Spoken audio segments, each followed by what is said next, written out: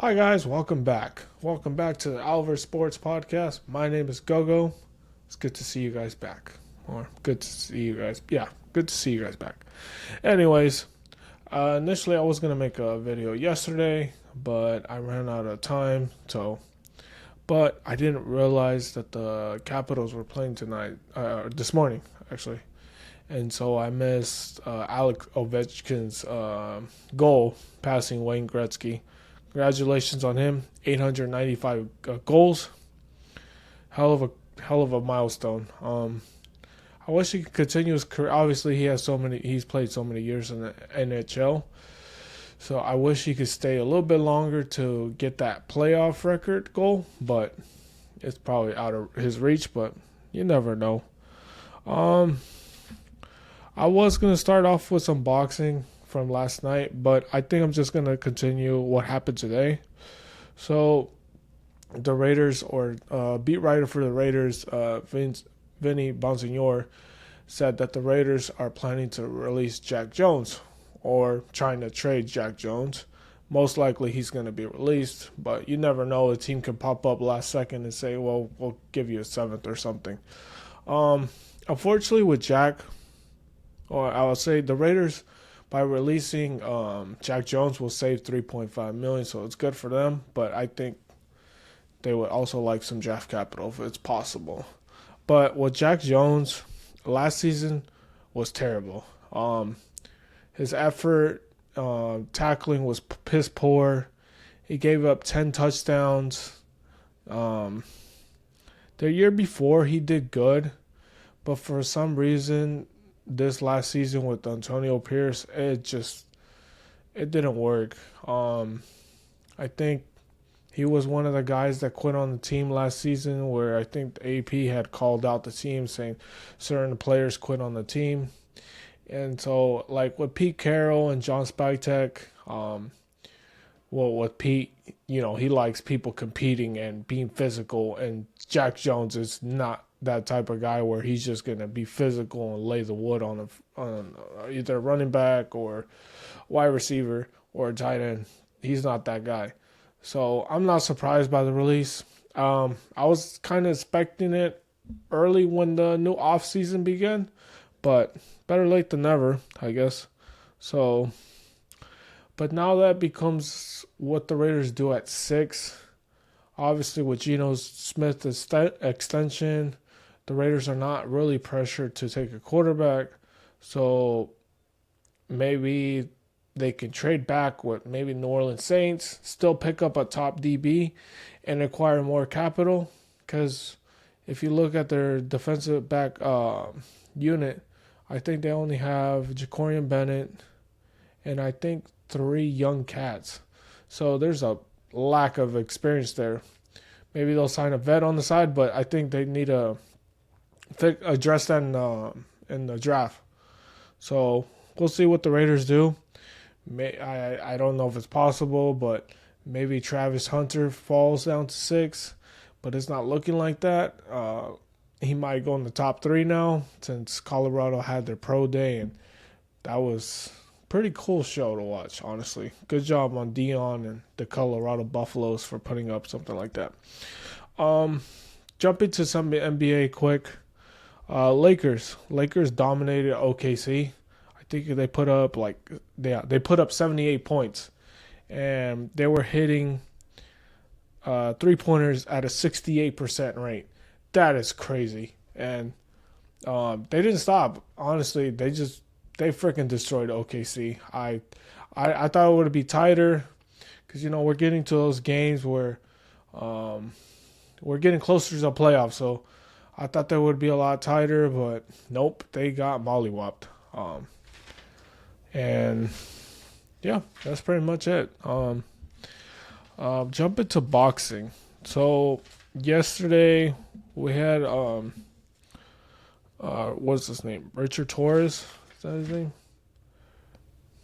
Yeah, I think it was Richard Torres versus Guido. Um, Honestly, that that heavyweight match was disappointing, but I'll start with Abdullah Mason. That he happy late birthday to him. He turned 21 yesterday, but he dominated Carlos. He dropped him a couple of times, and Carlos, as a veteran, when he got rocked, he would take a knee, and I think he did that like 3 times. He got rocked, and he would take a knee, and then I think the last time he got dropped, the doctor stepped in, and he called a fight, which good for Abdullah Mason. He keeps getting better. Good for him. Um, I can't wait to see who he fights next. The next one was the co-main event, which is Delgado versus Rodriguez. This one was a slow-paced fight. They both landed good shots. Rodriguez did land one shot that rocked Delgado, and unfortunately they didn't call it a knockdown, but they gave Delgado the decision to win, which I thought it was kind of not ridiculous, but it was kind of like, I think it should have been a draw because both fighters had their moments, but to me, there was no like deciding factor like, oh, this guy won by a landslide. I don't think he won. But that co-main event was a little bit sloppy too at the beginning. And then speaking of Torres and Guido, so I'm not trying to hate on Torres. Like I said before, he's knocked out damn near every fighter he's fought. Guido does have some experience.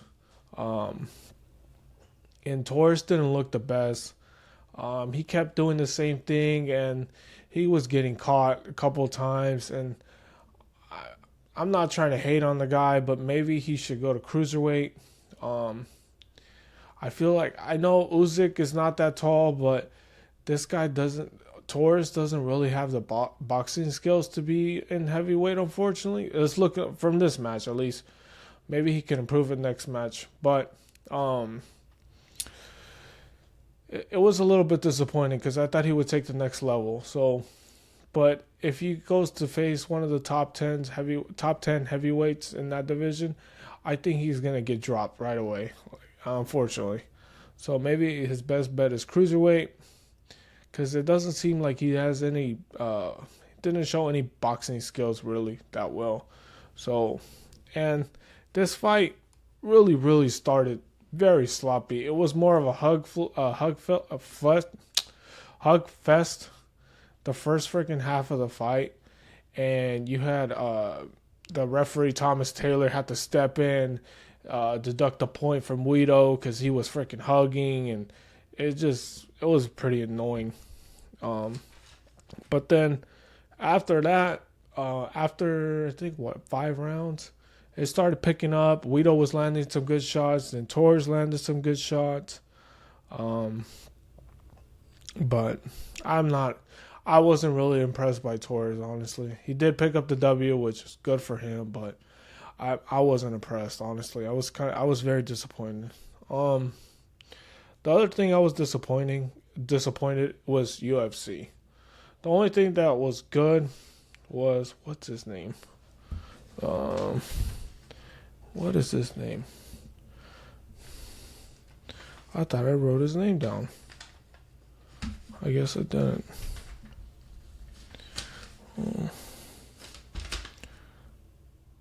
Oh yeah, I did write his name.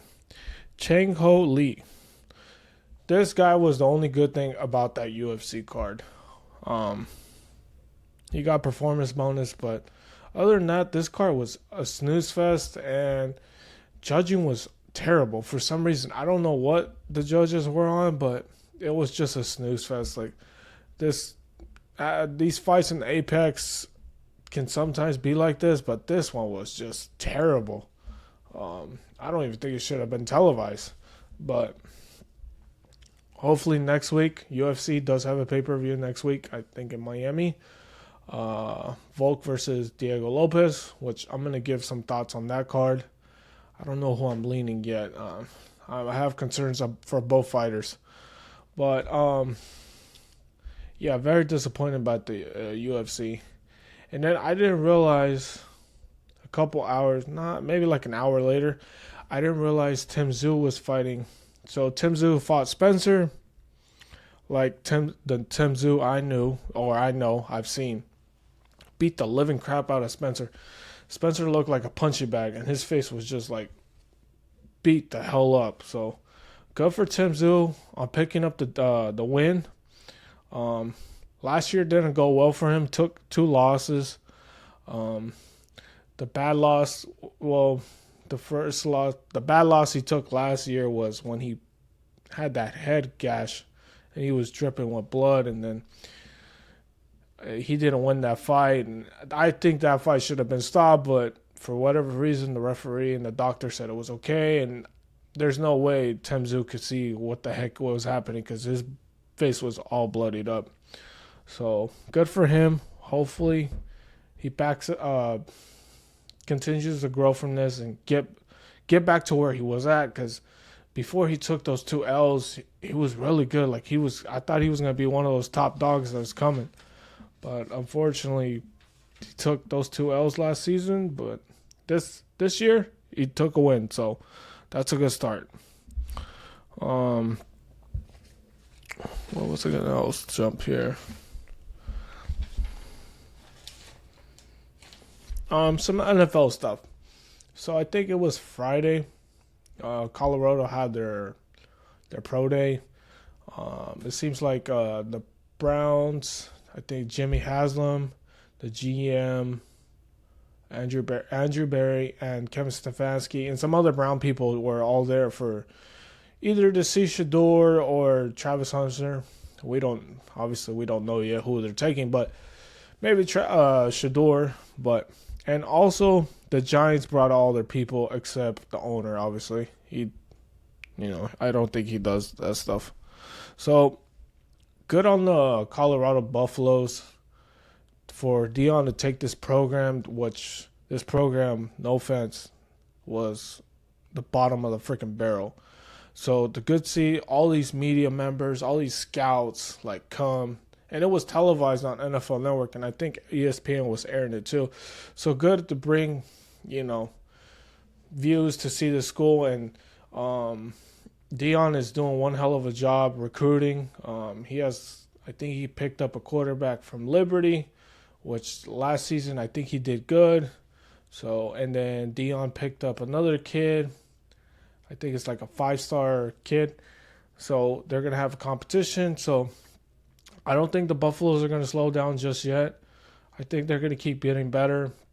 Deion has this type of aura where he could just, it almost feels, I don't want to say it's Nick Saban, but I feel like it's getting close to Nick Saban where he could just attract all these players. And I'm seeing it. I mean, hopefully he keeps winning. Maybe they can get to playoffs and then keep going. But man, congratulations to the Buffaloes. You guys did a hell of a job on hiring Deion. Good investment. Jump into the next thing. Titans. It's clearly they're leaning towards Cam Ward. On Friday they had a private meeting, I think with Shador and Travis, and they canceled that. So the writing's on the wall. They're going to take Cam Ward. I wish they could already announce it that they're taking Cam Ward, but I think the NFL doesn't want them to do that because when the Colts took Andrew Luck, they had said it, I think, a week or 3 weeks before the draft started. I think that pissed off the NFL, but the writing's on the wall. Cam Ward's going number 1 overall pick. Good luck to him, and have fun in Nashville. Aaron Rodgers. So Aaron Rodgers and the Pat McAfee show are really close. And I could probably just be going off the freaking rails, but the Pat McAfee show has a show in Pittsburgh, I think on Wednesday. And it's going to be in the evening. I'm just going to throw stuff on the wall. Maybe it'll hit, maybe it won't. But I wouldn't be surprised if we don't see Rodgers there, and maybe he'll make his announcement there on the show, because apparently Pat McAfee's going to have a lot of guests performing, and we don't know who the guests are, but I would imagine one has to be Rodgers.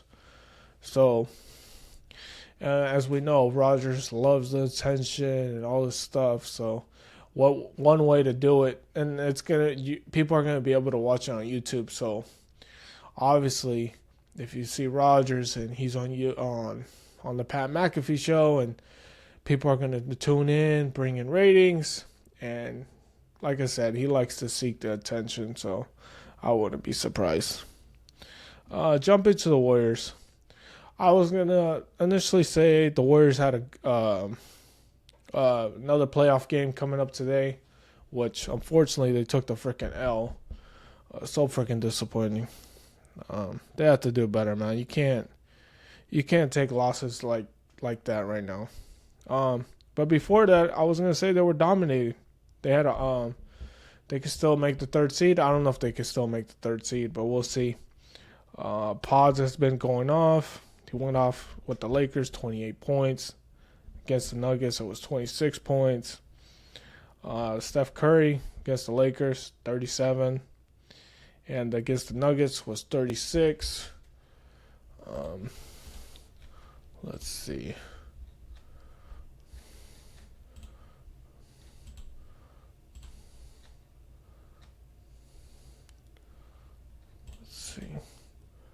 Jimmy Butler had 13 points. Pods had 19. Buddy Hield, 20 points. Steph Curry, 3 points. You can't do that, man. 3 points, seriously? Like, not right now. Especially right now. Come on. We're getting close to the playoffs. We can't be doing this crap right now. The Kings did pick up a W. Good for them. It seems like they're in that play-in tournament, something. And then I'm going to make a bet. I don't know if it's going to hit, but I'm going to make a future bet that the Warriors win a championship. Hopefully it hits. It'll be nice to make some money, but this game was just freaking disappointing. 33 minutes. Jimmy Butler, 33 minutes, 13 points. Draymond Green, 27 minutes, 2 points. Steph Curry, 33 minutes, 8 assists, 2 rebounds, 3 points. That's just terrible. Come on, you gotta do better than that. This is stupid. The next one is Formula One. Not a lot of people watch Formula One. I started watching it because of that Netflix series Drive to Survive, which I enjoyed it, and I got into Formula One. I really enjoyed it, but unfortunately, the lack of parity is very disappointing. It seems like if you have the best cars, there is no competition. Red Bull has been dominating, and Max Verstappen dominated yesterday. But Formula One has an issue where they need more competition. And the way it's structured is that if you make it to, I think it's like top 3 or top 5, that's how much money you could. It determines how much money you can use to build up your cars and stuff. But then you have these low ass teams that are always in the freaking bottom of the barrel. There's not really any parity, which sucks.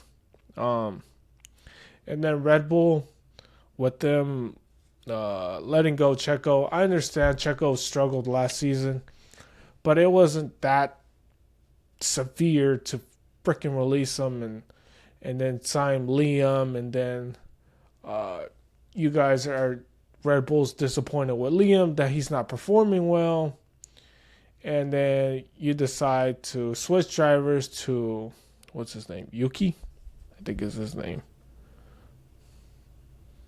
Yeah, Yuki. And it was the same crap yesterday. These two guys, Liam and Yuki, can't even get close to the top 5. Like, at least with Checo, he would get there, like, close to the top 5. And these guys can't even pass a freaking car. It's so bad. Like, I don't know what the hell is that. If I were them, I would have called back Checo, but I don't think Checo's interested in that crap anymore because there was so much chaos last year where Red Bull had issues and There was always rumors every week when Checo didn't perform. Oh, his seat is warm. We're gonna switch it. We're gonna switch it. Speaking of the next car, Ferrari. Uh, Last year they decided to sign Lewis Hamilton, which good for Lewis. Um, he wasn't doing much at the end of Mercedes. It was pretty much going downhill. He was always arguing with his people, but Ferrari still feels the same. They're still in the middle of the pack where you see McLaren. McLaren's dominating, is getting better. It's getting closer to Red Bull, and unfortunately, Ferrari's not performing well. Even with Lewis Hamilton and not having Carlos and Charles, even with Charles Leclerc, like it's still the freaking same. Like unless they can figure out something, but it's looking like it might be McLaren and Red Bull, and maybe Mercedes too, because Mercedes is picking it up too. So good on McLaren. They have two good drivers, two young drivers. So good on them. They're building it up. Anyways, guys, that's all I have. I wish I would have done this yesterday, but stuff happens. So anyways, thank you guys for watching. Like and subscribe. God bless you all. Love you all. Take care. Have a good night.